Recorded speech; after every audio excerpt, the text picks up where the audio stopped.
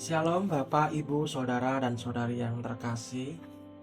Kita bersyukur bila mana Tuhan telah memberi kesempatan bagi kita untuk merenungkan kebenaran firman Tuhan di pagi hari ini sebelum kita melakukan aktivitas kita di sepanjang hari ini.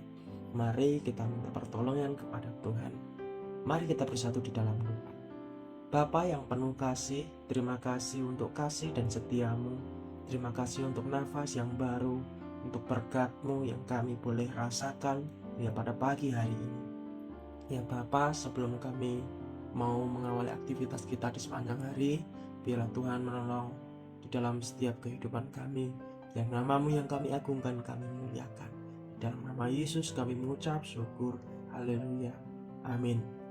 Bapak, Ibu, dan saudara-saudari yang terkasih, renungan kita di pagi hari ini bertema dosa, kebenaran, penghakiman, yang terambil di dalam kitab Yohanes 16 ayat 4 sampai 15. Lembaga Alkitab Indonesia memberi judul Pekerjaan Penghibur. Mendekati waktu-waktu terakhir dalam kebersamaan dengan murid-muridnya, Tuhan Yesus menyampaikan tentang betapa sangat pentingnya Roh Kudus datang memenuhi murid-murid. Adalah hal yang sangat kontradiktif dengan pengajaran Yesus apabila gereja mengajarkan bahwa era Roh Kudus sudah selesai dan berhenti sampai dengan hari Pentakosta yang hanya berperan sebagai penanda kelahiran gereja semata. Sehingga sebagian besar orang yang memegang dan percaya akan anggapan ini susah untuk dapat menerima pengajaran Roh Kudus melalui mukjizat dan karunia-karunia roh yang bekerja melalui setiap orang yang dianugerahkan karunia tersebut. Alkitab penuntun hidup berkelimpahan memberikan catatan yang menarik terkait dengan karya Roh Kudus bagi dunia.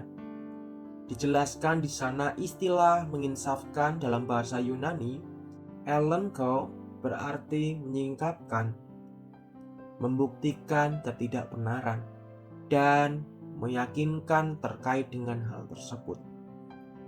Pelayanan Roh Kudus untuk menginsafkan ini bekerja dalam 3 aspek. Yang pertama, dosa. Roh Kudus akan menyatakan dosa dan ketidakpercayaan supaya membangkitkan kesadaran akan kesalahan dan perlunya pengampunan dosa. Keinsafan ini juga menerangkan akibat yang memberikan jikalau orang berdosa tersebut berbuat dosa, setelah diinsafkan ia harus memilih. Hal ini seringkali menghasilkan pertobatan yang sungguh-sungguh untuk berbalik kepada Yesus sebagai Tuhan dan Juru Selamat. Di dalam Kisah Para Rasul 2 ayat 37 sampai 38. Dan yang kedua, kebenaran.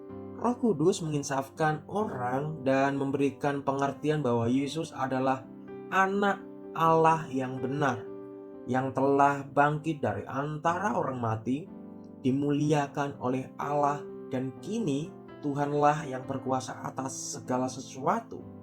Roh Kudus menyadarkan orang akan patokan kebenaran Allah di dalam Kristus, menunjukkan apa sebenarnya dosa itu, serta memberi kuasa untuk mengalahkan dunia.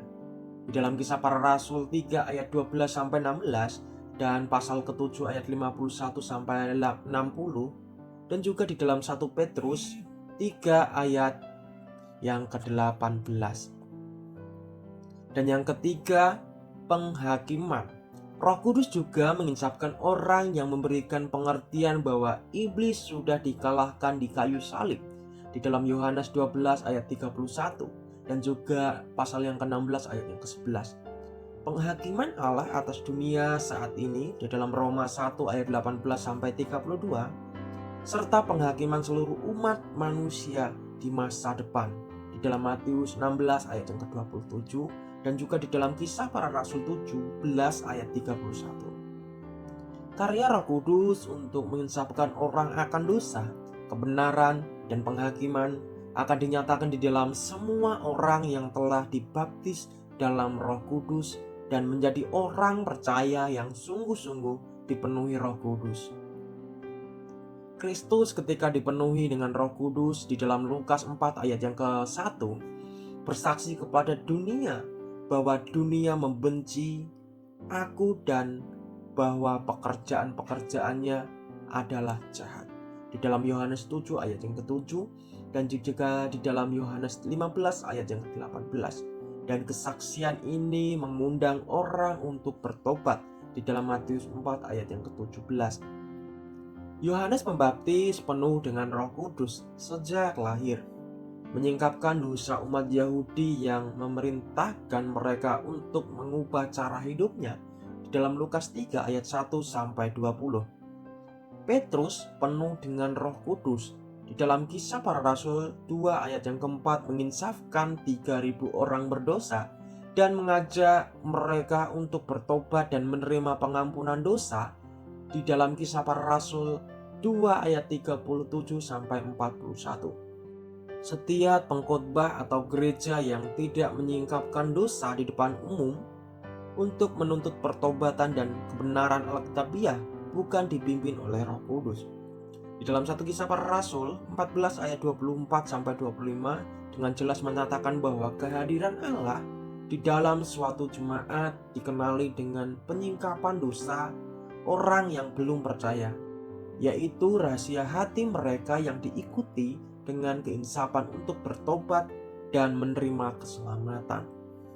Jelaslah bahwa Roh Kudus memakai setiap orang yang dipenuhinya untuk menjadi mitra kerajaan Allah dalam menginsafkan dunia.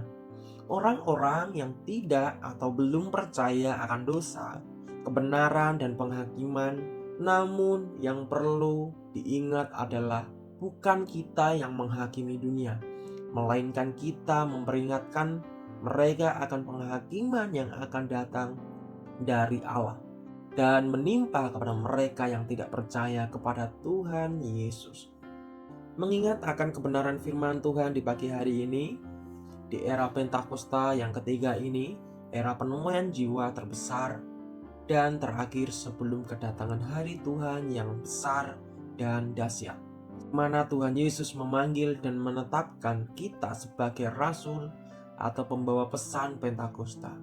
Kita harus dibaptis Roh Kudus dan senantiasa dalam kondisi yang penuh dengan Roh Kudus. Amin. Mari kita bersatu di dalam doa. Terima kasih Bapa untuk kasih dan setiamu. Terima kasih untuk perenungan kebenaran firman-Mu. Mohon ampun dalam setiap dosa dan pelanggaran kami yang tidak berkenan di hadapan-Mu. Biarlah perenungan kebenaran firman-Mu ini ya Bapa menjadi pedoman di dalam kehidupan kami, bahwa kami akan mengikut Engkau sebagai Tuhan dan Juru Selamat yang hidup. Sebab di dunia ini tidak ada kuasa lain selain kuasa-Mu. Dalam nama Yesus kami berdoa mengucap syukur. Haleluya. Amin. Shalom, selamat pagi, selamat beraktivitas. Tuhan Yesus memberkati kita semua.